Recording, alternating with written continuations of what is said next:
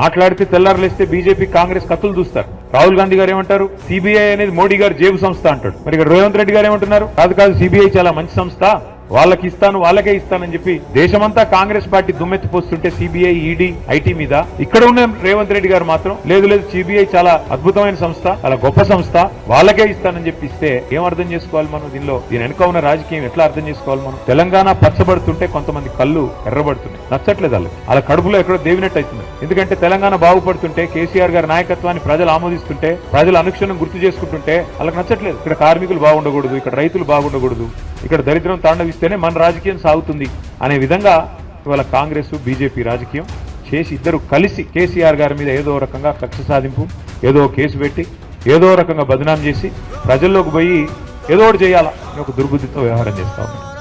21 నెలల్లో కాంగ్రెస్ ప్రభుత్వం సాధించింది ఏందయ్యా అంటే ఏమీ లేదు, శుష్క ప్రియాలు, శూన్యాస్తాలు.